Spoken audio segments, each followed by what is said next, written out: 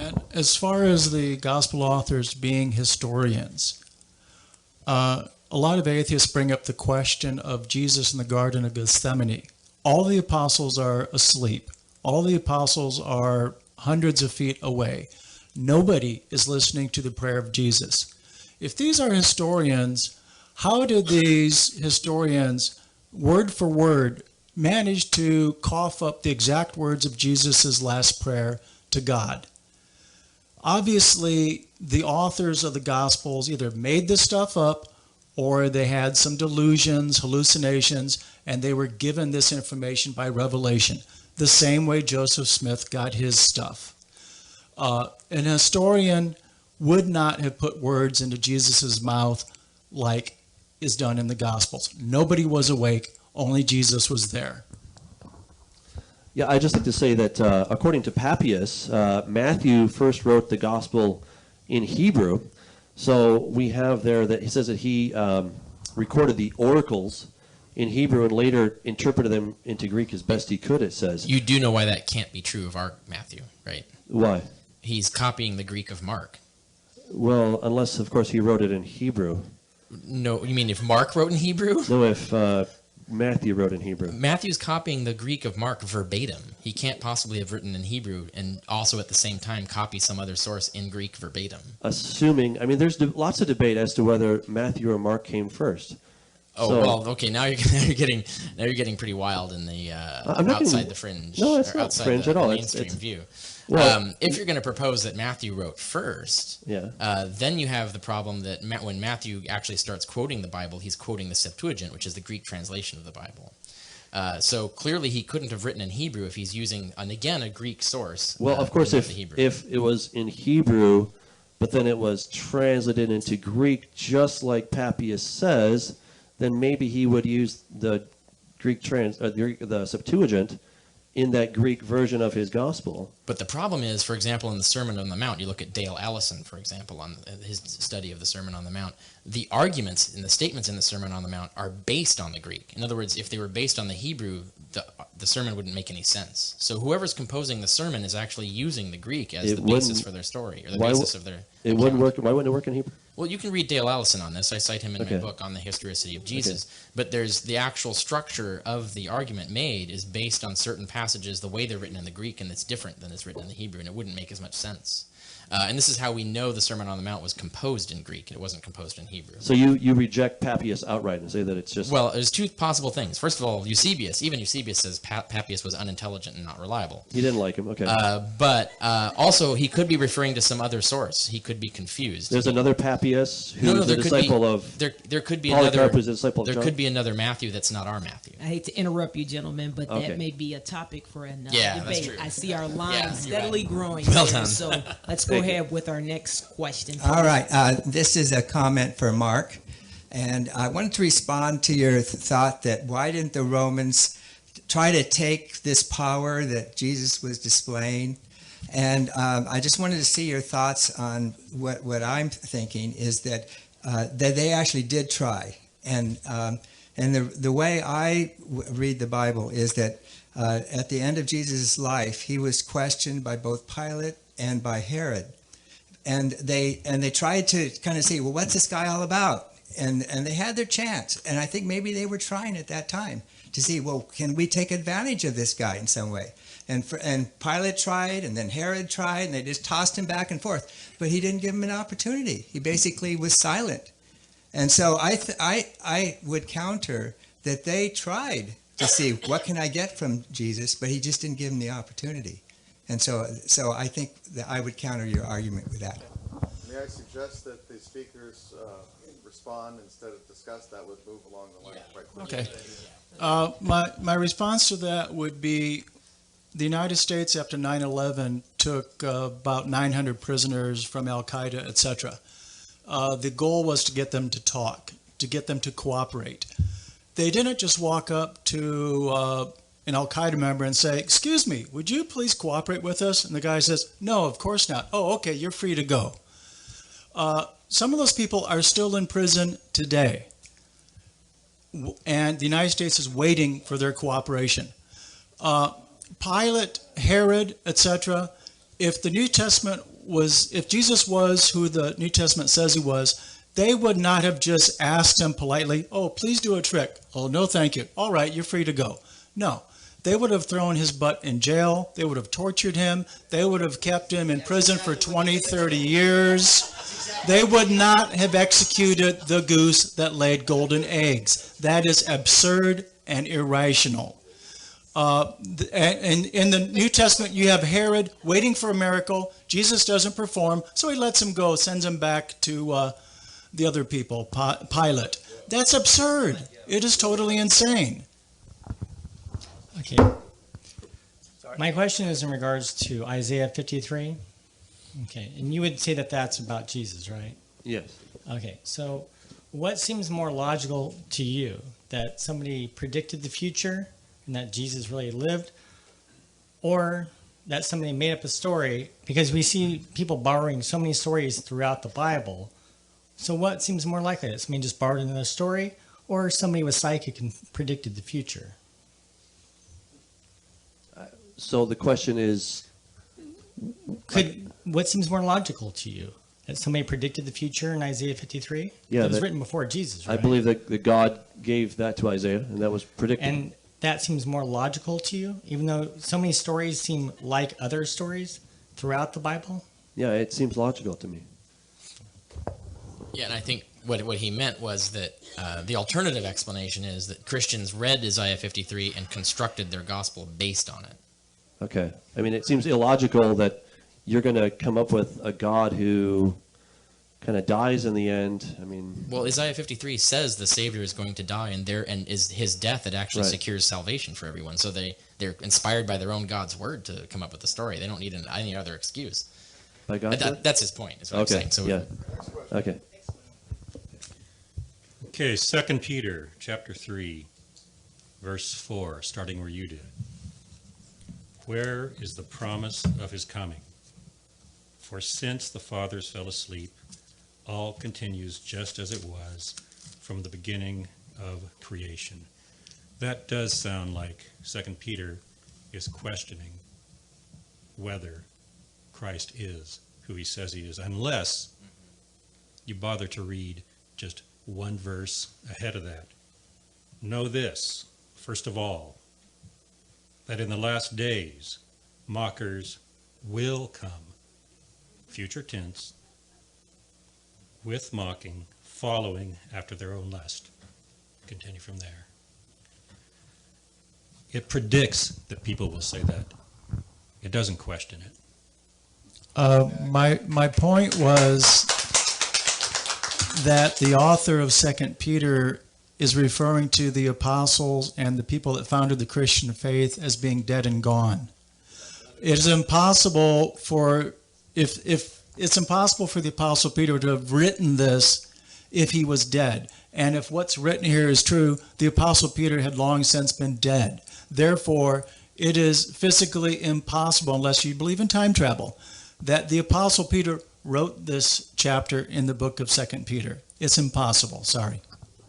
Yeah, it starts... Unless we grant their interpretation of the argument being made there, because they're saying that and I think you could construct the argument the way they're talking about. So I think there are different ways to interpret that verse, and I would concede that.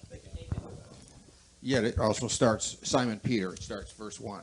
Simon Peter, a servant and apostle of Jesus Christ, to them that have obtained like precious faith through us, with us through the righteousness of God and Savior, Jesus Christ. And then you go back to the next verse that you're talking about. For this they are willingly ignorant of, after he's talking about who those scoffers are, that they're willingly ignorant of, that by the word of God the heavens were of old, the earth standing out of the water and in the water. So, yes, it is talking about people who, scoffers.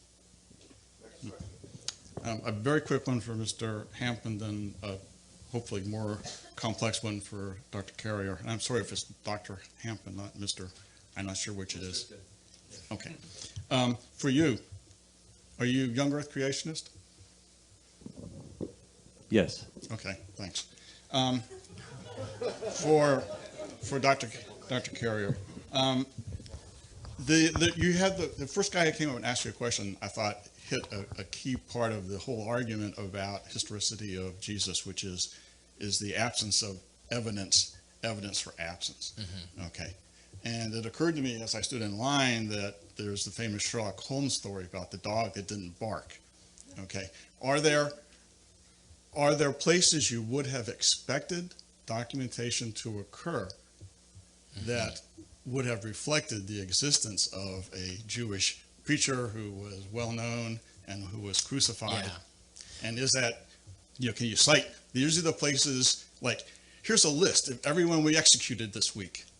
Right, love Colonel whoever. Unlikely we would have that. Well, I don't know. Maybe, that's why I'm looking for you to tell me. The epistles would look very different. The epistles would be full of argumentation about what the historical Jesus said and who he said it to. And they wouldn't be written the way they're written now, where they're only talking about revelation and scripture as their only sources. They'd be talking about the testimony of people who saw Jesus and conflicts and arguments about that. So we don't see any of that in the epistles. I talk about this more in my book and the whole section on that if you want to see more examples. Earl Doherty on his website also has an actual detailed list of all the verses in Paul where you should expect to see things. And the expectation is not 100%, right? So you can look at a passage and say, well, there's maybe a 1 in 5 chance he'd mention something here. But when you're looking at all the verses in Paul, the probability that all of them would lack references to a historical Jesus is much less likely than that any particular one would. Well, was there any documentation of,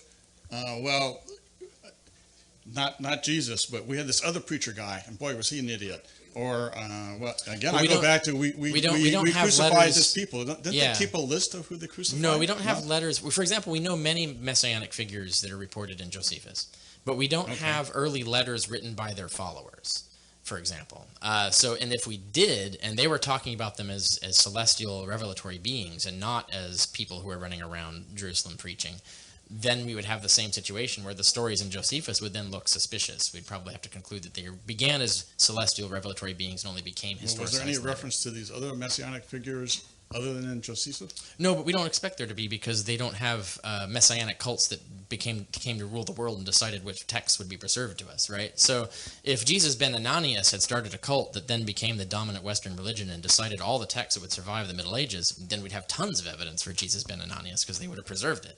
But there was no cult of Jesus ben Ananias that gained power and decided which books would survive.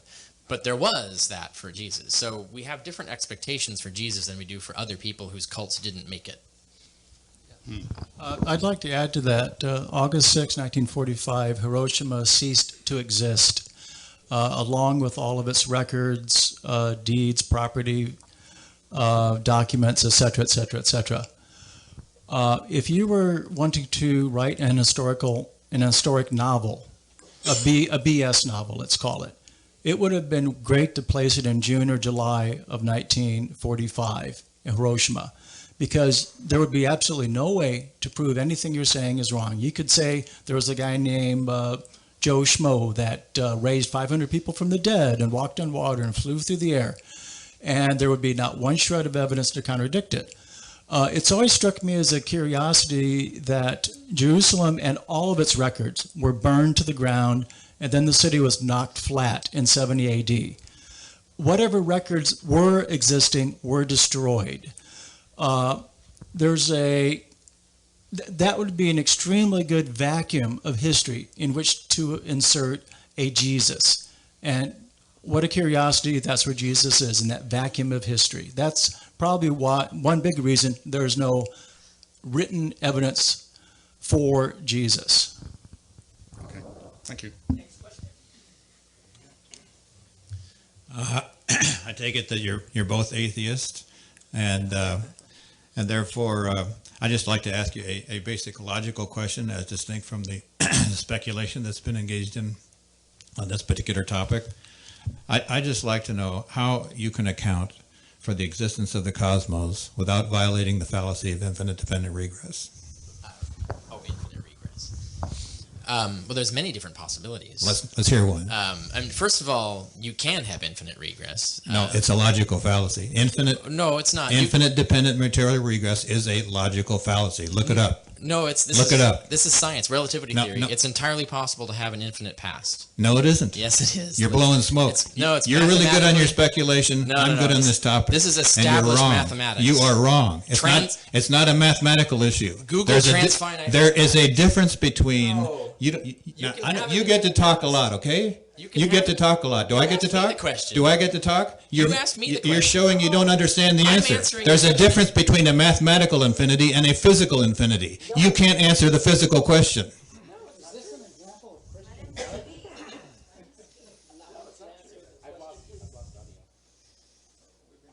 We lost audio. Sir, thank you for the question. Please allow our panelists time to answer the question. If not, I'll have to ask you. He's misrepresenting the issue. Allow him to answer the question. Allow me to answer the question. Set theory establishes that if you can have a set in mathematical theory, you can have a one-to-one correlation of physical objects to the objects in that set. You can demonstrate this as a matter of established logic. The Principia Mathematica of Bertrand Russell, for example, establishes this. So if you can have a set with infinite members, you can have a one-to-one correspondence of physical objects to those mathematical objects. Therefore, if you can have an infinite set in mathematics, you can have an infinite set in reality. That is false. It is not. It is. This is established logic. And you won't allow me to explain, just like you monopolize their time most of the time. You do most of the talk, and that's how you win the argument. It's not the time to explain, it's the time to ask questions. Yes. Thank you very much. You're false, dude. For your question, please. You make me a promise, you'll ask a direct question? Okay. Go ahead, please. I'm bringing this up again, but I think it's so critical. The four Gospels, as I understand it, that Irenaeus had dismissed other writings, other traditions that were within the church at the time. And here's his thought process.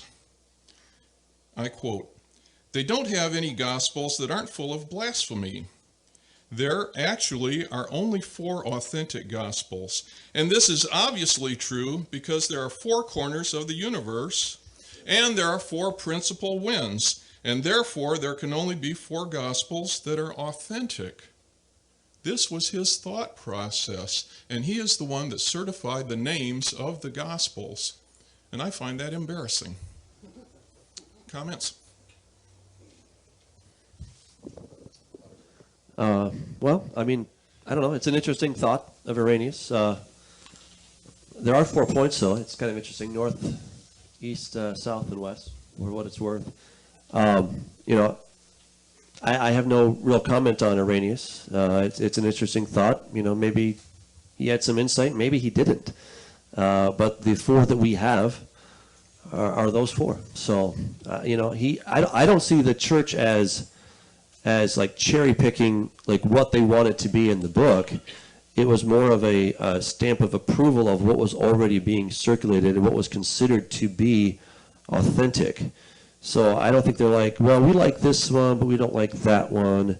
It was, you know, there were some that were already considered, they were in use, they were considered authentic, and they're simply putting their stamp of approval. They're not deciding what is going to be in and what's going to be out. It's you know, some things are already in existence, like the epistles. All of them, by the way, all the epistles were being used. I'd like to add, it's interesting to me that early Christianity picked 4 Gospels as being authentic, and they were awash, flooded in bogus, what they considered to be bogus Gospels, bogus prophets, false prophets, lies, deceivers, etc., etc. Jesus said, a good tree, you cannot get bad fruit from a good tree. There was lots of bad fruit in the origins of Christianity. How can Christianity today, having grown out of that cesspool, claim to be a good tree? I have a question. First of all, on you brought up the Rome or the Egyptian soldiers all dying in the river, and yet the biggest curse was all the babies that got murdered. And it seems to me like the Egyptians didn't record all of these babies that are apparently murdered by the angel of God, and then all the babies that were out in the that were killed according to by Herod. That's in no record, although it's a record in the gospel. And the second question, I guess babies aren't important, but the second one would be the Old Testament is supposed to be a witness of Christ or the coming of the Messiah, and yet when Jesus comes and doesn't really fulfill some of the main things about the lion laying down with the lamb and the swords being beaten into plowshares, it would seem to me like the Old Testament, if God's going to take the time to reveal these things to these prophets, maybe he would tell he's going to come 2 times instead of 1 time, and then leave us 1 time with really no evidence he was there. I'd like to hear your comment on that. Okay. Well, I mean, there is evidence that that children died. If you look in the Ipuwer Papyrus, it does refer to that. So what we have in the tombs of the pharaohs is simply a record of what happened that night as they were going out to recapture the Israelites. So it wasn't about all the different plagues. But the Ipuwer Papyrus, if you read that, you will find the language is astounding. And it talks about darkness, it talks about the children, and of course the blood, obviously. I only touched upon a little bit with limited time. Secondly, Jesus is coming back. We understand that the scriptures were not all fulfilled, but the ones that were fulfilled correctly and properly. And there is another phase to this whole thing. And does the Old Testament predict 2 phases? The Old Testament refers to him coming lowly on a donkey. All right, it talks about his death. We see that in Isaiah 53, Psalm 22, just to mention a couple. So we see those, that he's going to be a suffering servant. We also see that he's going to be a victorious king. And the Jews have long understood this, but they say that it's 2 different messiahs. They talk about Mashiach ben Yosef, and then they talk about Mashiach ben David. So I would say, hey, you guys just put them together and you'll see that they're one and the same. But they say, no, these are 2 different people, and so they've understood that.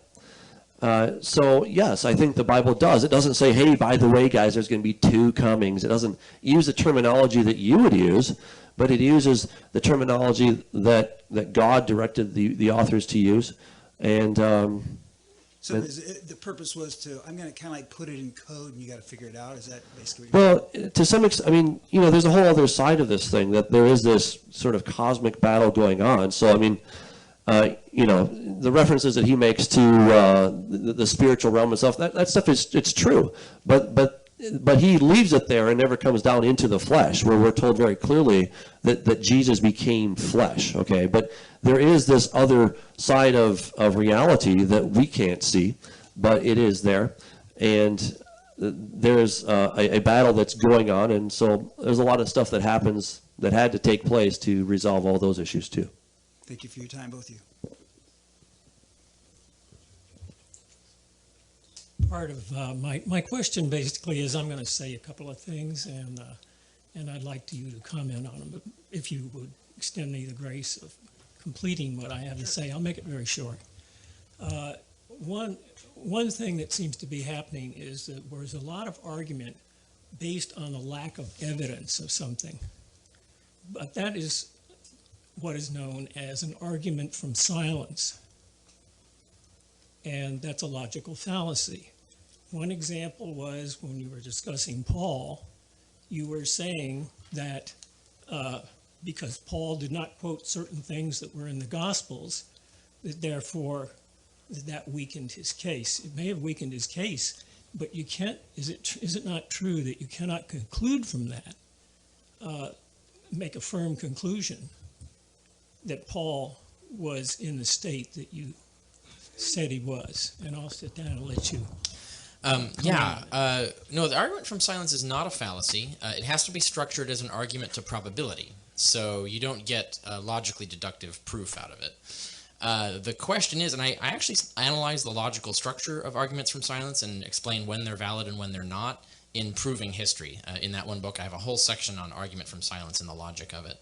The basic idea is you compare 2 probabilities. The probability that there would be silence in a source if a certain thing happened, and the probability that there would be that same silence if the thing didn't happen. If those 2 probabilities are the same, then yes, then the argument from silence can't proceed. But if those probabilities differ, then the strength of the argument from silence is proportional to the difference between those 2 probabilities. So if a silence in a document is extremely unlikely, then that silence is evidence for absence. And the example, one of the main examples I give in that is the 3-hour darkening of the sun that's in Mark. if that had happened, the probability that it would not be mentioned by astronomers and historians all throughout the Roman Empire is exceedingly small. Therefore, the probability that it happened is exceedingly small. So you can build legitimate arguments from silence, but you have to do them in a logically correct way. Not all arguments from silence are valid, and they vary in their validity. It's not like it's either true or false. You get degrees of probability based on the strength of the argument. Hi, thank you all. My question is for the Christian friends that are here. No doubt you have different views upon, well, the big questions compared to Dr. Carrier, not just about the historicity of Jesus and whether or not he existed or miracles, even God. My question is simply, if Dr. Carrier's worldview is correct, how would our world today be any different? Well, our world would be very, very different, of course. I mean, I would argue that we wouldn't be here because without a creator, I find it very hard to get here, just like you can't have a building without a builder. So I think that's the basic big problem, the sort of a cosmic problem, if you will. But if we're only going to assume that there is no Jesus, but maybe there's still some creator or something, you know, it's hard to say what the world would look like. I would presume that there would be, well, I mean, it's complete speculation, so it seems dangerous to even go to see what the world would be like. I will say this, though. What would the world be like if we had actually followed the things Jesus had told us to do? All right, because I know that there's a lot of things have been done in Jesus' name that are heinous, and they make me cringe. And when I hear about things that what people have done in Jesus' name, it makes me very sad, and I would suppose it would make Jesus very sad as well. But if we loved our neighbor as we're supposed to, which is of course in the Torah, right? We're supposed to love the Lord with all our heart, mind, and soul, and strength, and also to love our neighbor as ourselves. If we just done those two things, I think the world would be a very different place. And one reason that Jesus came, among others, but one was to teach us how to live and to demonstrate how to do that. So, you know, just looking at his moral teachings, I think the world would be a poorer place without what he said. Not what his followers have done necessarily, but what he actually taught. Last question. Thank you all. Doug, you mentioned that the Bible is a collection of 66 books written by 40 or more authors. The first 5 books, the Pentateuch, contains a series of seeming contradictions. Who do you think wrote those books, and based on what evidence? Thank you. Thank you. That's a great question. The book of Genesis, I would argue, is actually, you know, we talk about the redactor sometimes. I believe the redactor is none other than Moses himself, and that he has source documentation, and that is demonstrated by the word toledot, which we translate as account, but you know, you're looking at source documents. So it talks about, you know, this is the account or the story of creation. This is a source of story of Adam and Eve, of Seth, of Noah, etc. So, you know, whereas, I mean, there's different theories about how Genesis was written. One is that it's the dictation theory, that God said, okay, Moses, get out a pen and I'm going to just tell you what happened. I can't rule that out, but I think it's rather improbable.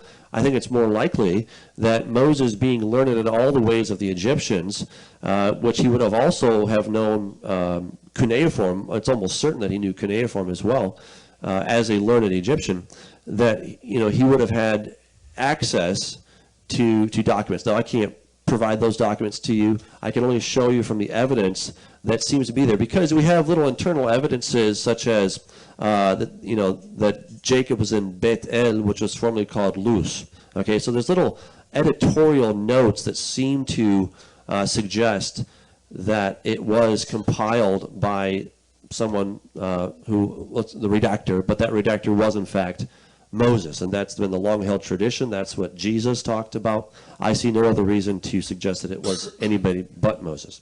So, thank you.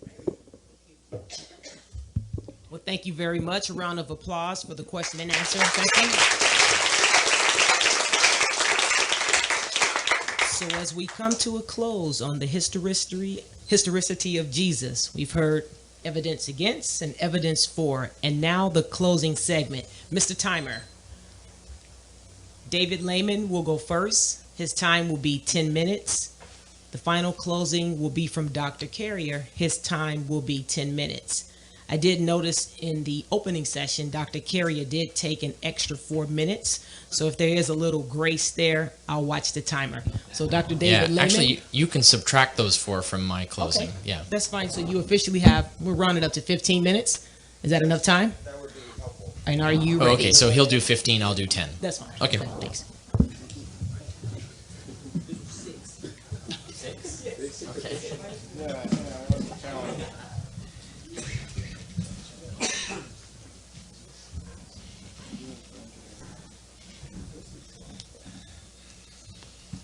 Well, you've probably been wondering if I can actually talk. No, there's no doubt about it, Dave. Can you show my slides? Okay. I'm going to go really fast so you can kind of follow me. I'd like to look at the evidence for Jesus, first of all, from non-biblical sources. First of all, we got Flavius Josephus in his Antiquities, Cornelius Tacitus and Annals, and then Lucian of Samosata and the Jewish Sanhedrin. Now let's just start with Lucian of Samosata. The Christians, this is a quote from him, the Christians worship a man, and of course he was very anti-Christian, so you can see his attitude is coming through here. Worship a man to this day, the distinguished personage who introduced this new cult and was crucified on that account. You see, these misguided creatures start with the general conviction that they are immortal for all time, which explains their contempt for death and self-devotion. Their lawgiver taught they are all brothers from the moment that they are converted and deny the gods of Greece and worship the crucified sage and lived after his laws. All this they take on faith. This is in the passing of Peregrinus. Now, that was kind of an interesting story, but I won't get into it. This reference reveals several things. The Christians worship Jesus. That Jesus was crucified for what he taught. Jesus started Christianity. Jesus' disciples believed Jesus' teachings, and many Christians taught that when one was converted, that he or she had eternal life. They lived by faith. They believed in Jesus. Flavius Josephus, now there are some that disputed, but the ones that are not disputed, Josephus must have mentioned Jesus in the authentic core material in 1863, since this passage is present in all Greek manuscripts of Josephus, and the Agapian version accords well with his vocabulary and grammar elsewhere. Moreover, Jesus is portrayed as a wise man, a phrase not used by Christians but employed by Josephus for such Old Testament figures as David and Solomon. Josephus' second reference to Jesus in connection with the death of his half-brother James shows no tampering whatever, and is present in all Josephus' manuscripts, nor could the New Testament have served as Josephus' source, since it provides no detail on James' death. The Talmud teaches that Jesus Christ was illegitimate. Of course, they were not real friendly with Jesus, and was conceived during the menstruation, that he had a soul of Esau, that he was a fool, a conjurer, a seducer, that he was crucified, buried in hell, and set up as an idol. In other words, he did those miracles by sorcery, they said. That's why he was burning in hell and excrement.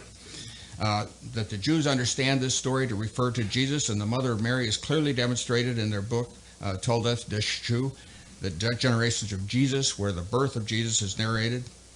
So in the Gospels, we see that Jesus healed a man with leprosy, Peter's mother-in-law, the Roman centurion's servant, 2 men from Gadara, a paralyzed man, a woman with bleeding, 2 blind men, a man mute and possessed, a man with shriveled hand, and a blind man mute and possessed. He healed a Canaanite woman's daughter who suffered greatly, a boy with a demon, 2 other blind men, one named a deaf mute, a man possessed in the synagogue, a blind man at Bethsaida, a crippled woman, a man with dropsy, 10 men with leprosy, a high priest's servant, the official's son at Capernaum, the sick man at the pool of Bethesda, and a man born blind. He had complete control over the forces of nature.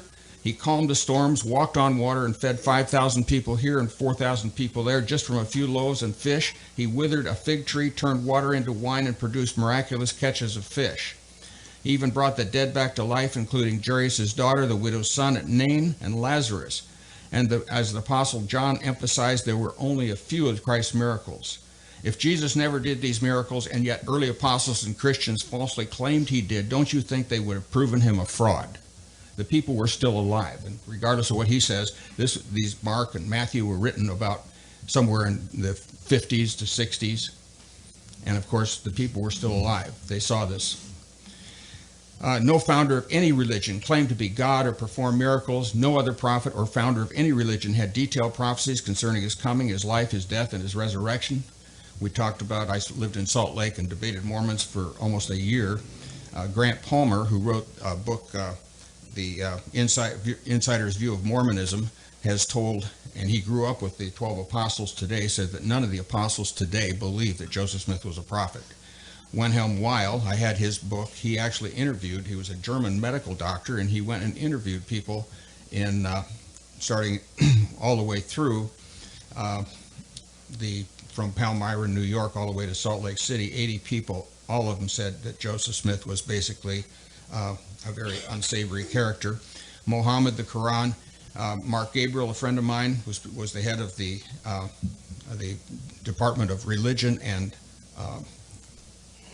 History in Al-Azhar University in Cairo, and he said Muhammad was a, as we all probably realize, that he was a terrorist.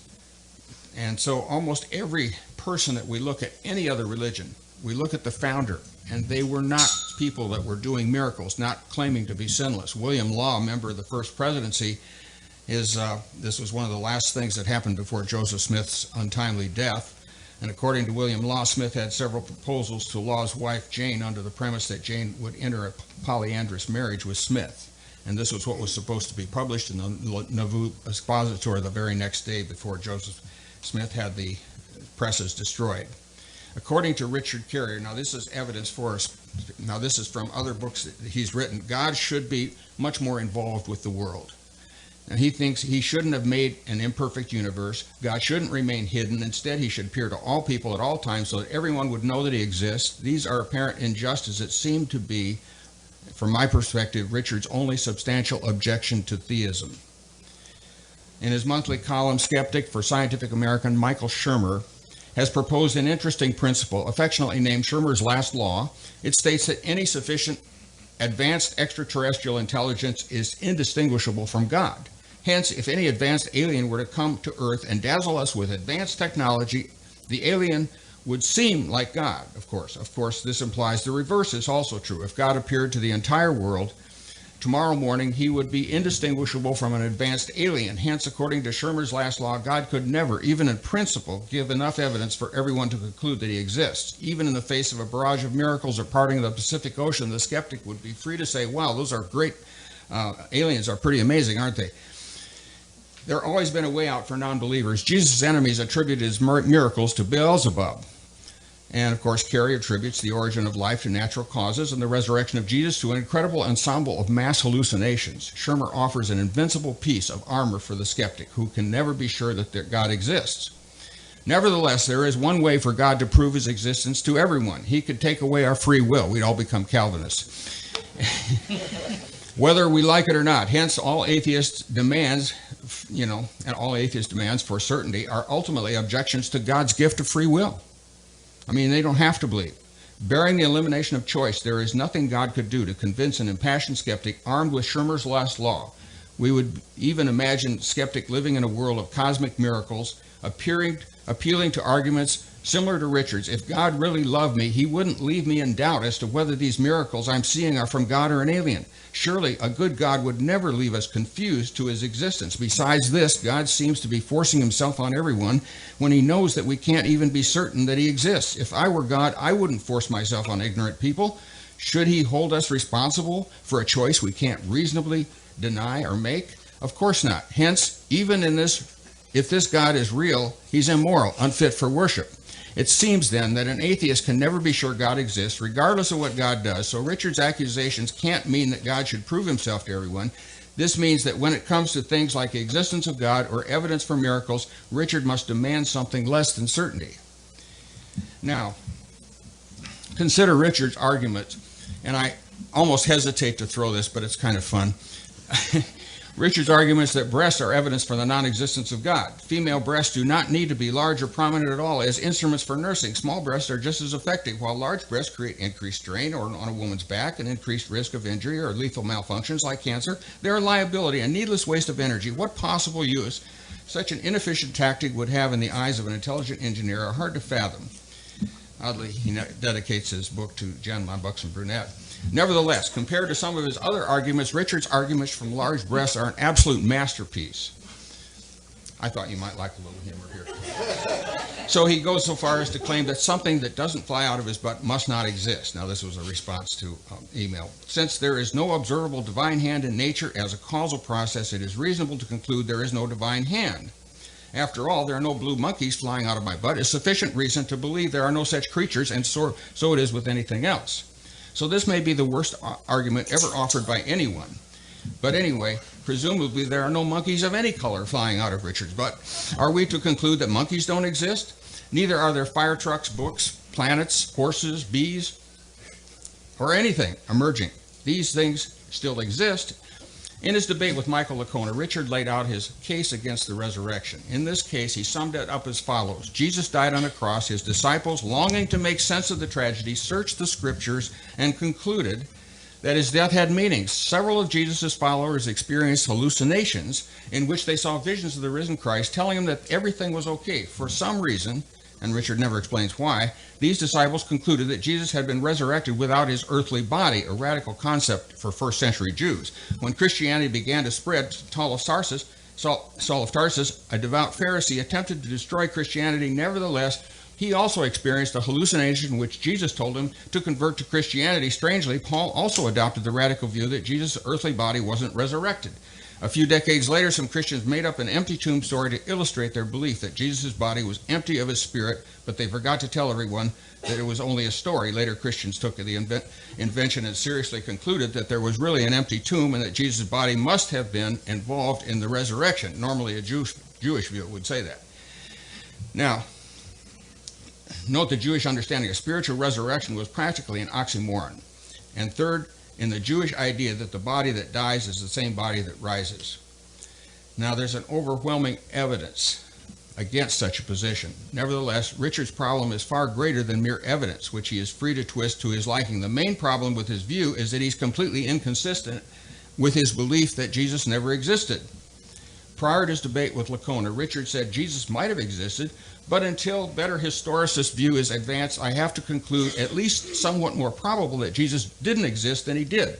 Then at the debate, Richard argued, there are many theories contrary to what Mr. Licona has argued, but there isn't time tonight to look at them all. I will instead present the one theory I think is most probably correct, which I only have time to summarize. Shortly after the death of Jesus, his disciples prayed, meditated, and searched the scriptures for some meaning to justify the tragedy in some way to preserve and promote the noble program of moral reform Jesus had died for. As a result, some had prophetic dreams or visions in which Jesus appeared to them, reassuring them and telling them just what they wanted to hear.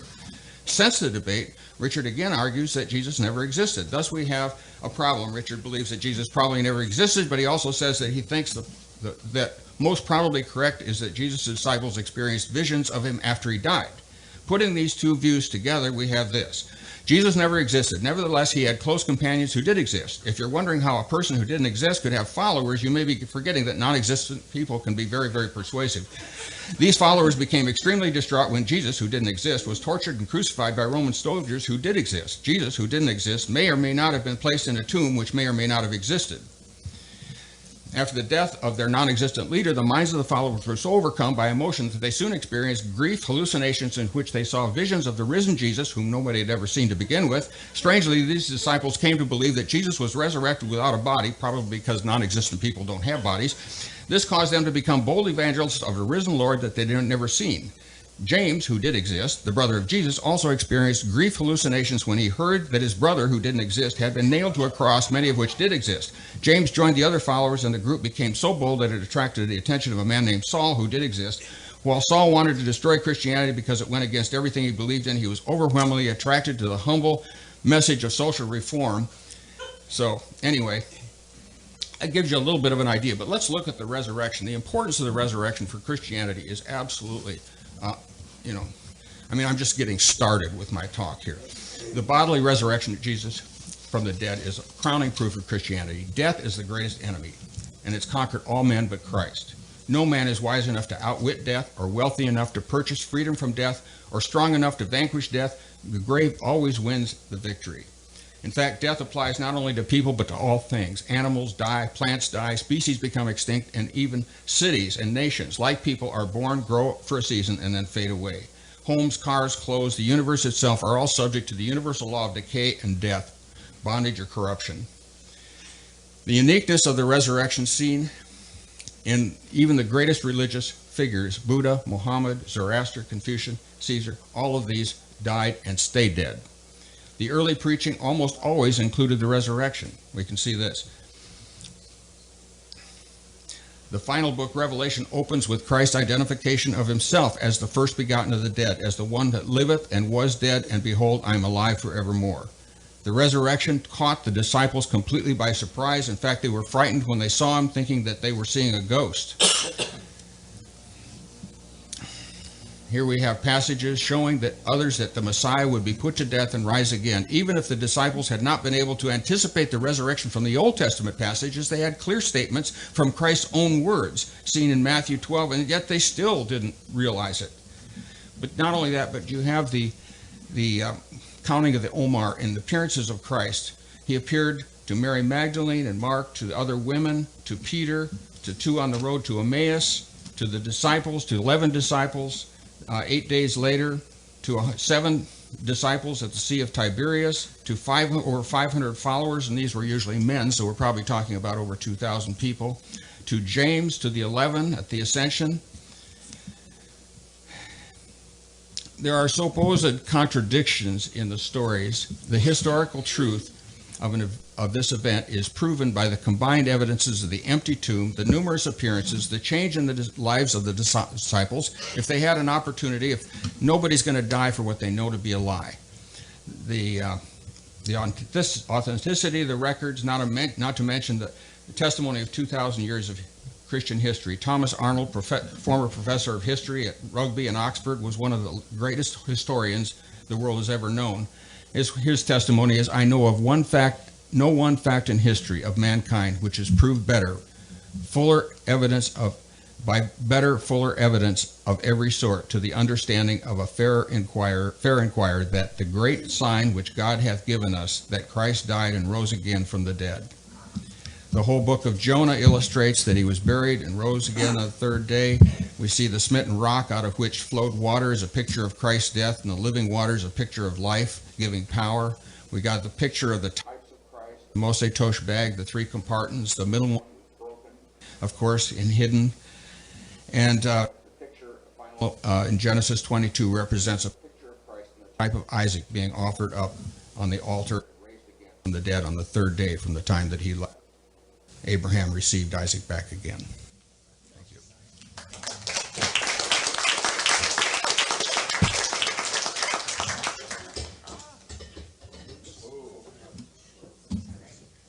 Another round of applause, please, for Dr. Lehman. Thank you. And now, closing arguments from Dr. Carrier here. And please be mindful of the 6 minutes. 6 minutes. Okay. Mr. Timer? Very good. We're not here debating the existence of God, so all of that's irrelevant. I've never really actually argued that God didn't exist, and God's existence is not relevant to whether Jesus existed as a person or not. So we're going to skip that. Also, he got extremely garbled. My arguments about the resurrection got a lot of that inaccurate, but it's particularly bizarre because he's referring to work I wrote in 2005, which was when I actually was convinced that there was a historical Jesus. My conclusion changed on that several years later. So him, by conflating those two as if I was simultaneously promoting both views, is a distortion of history, first of all. So all of that can be dismissed. That's actually irrelevant now as well. I should also point out that he talked about the empty tomb. Paul never mentions anyone finding an empty tomb, even in the passage in which he gives reasons to believe in the resurrection. Reasons to believe in the resurrection, and the empty tomb being found doesn't even make the list. So the idea of there being an empty tomb appears to be a later invention just by that evidence alone. He mentions gospel miracles. Of course, he's referring to the Gospels. I really challenge you to read chapter 10 of my book on the historicity of Jesus. that will completely alter your view of what is going on in these miracle stories and where they came from and what the authors were doing with them. But most importantly, there's no evidence any of the apostles that Paul refers to, for example, ever claimed any of these miracles occurred. Paul never refers to Jesus performing any miracles. There's no discussion of that in there. In fact, in Philippians, Paul says that Jesus divested himself of all powers and became the lowest possible being, subjecting himself to the status of a slave, not meaning a literal slave, but slave to the universe.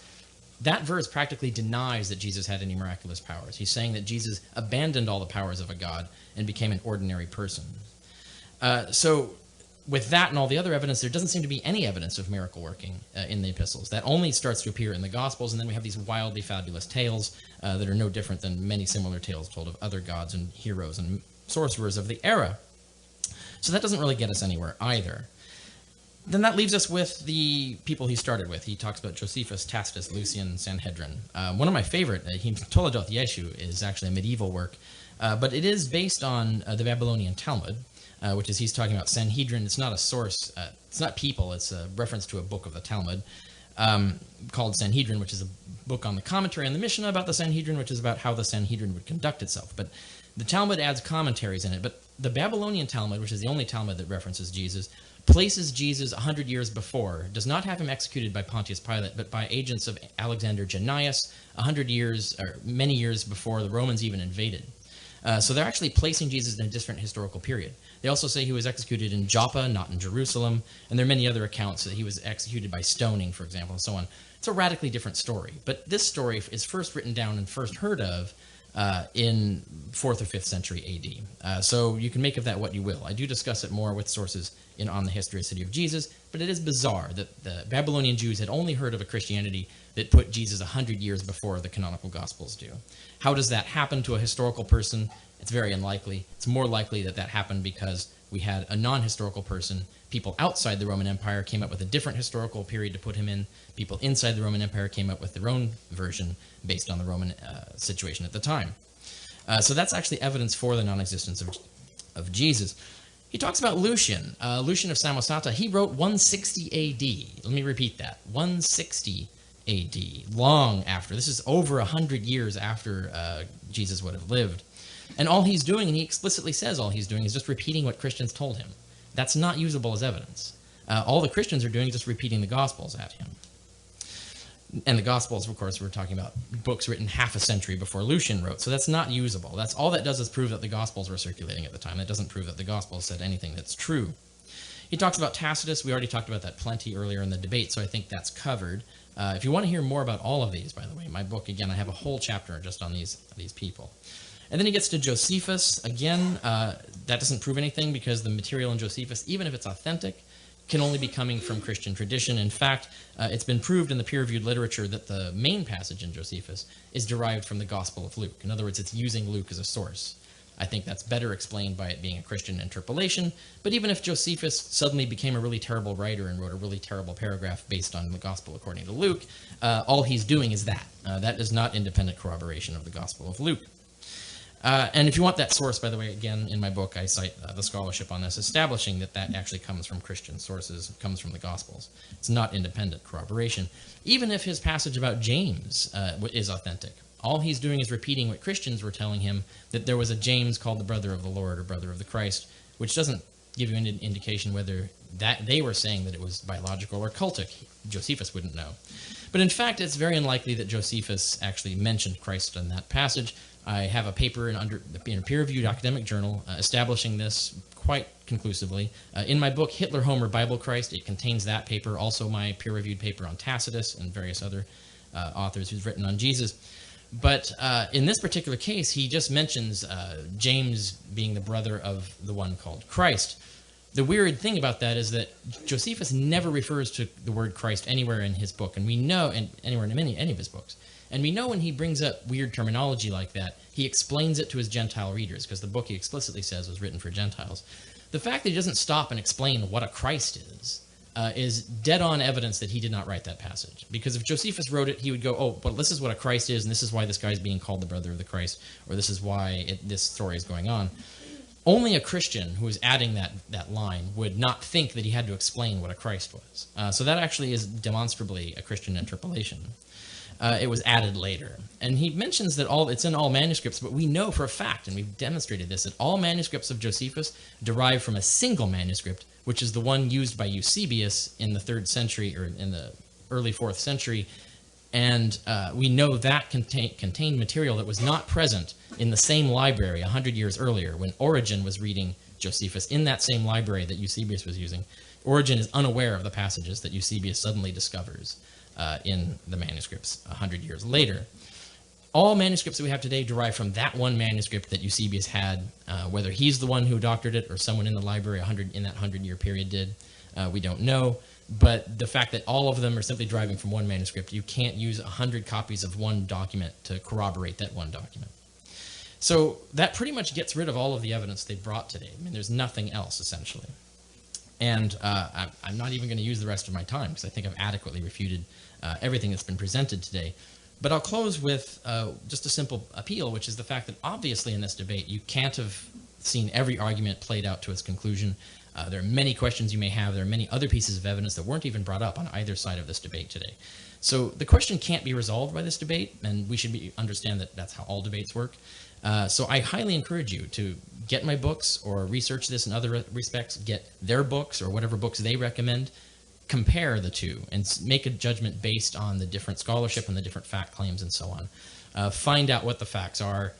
Pursue this debate yourself, individually, through your own study and understanding, and take time doing that. And I would highly encourage you to do that so that you have a good, informed take on this whole question. Thank you.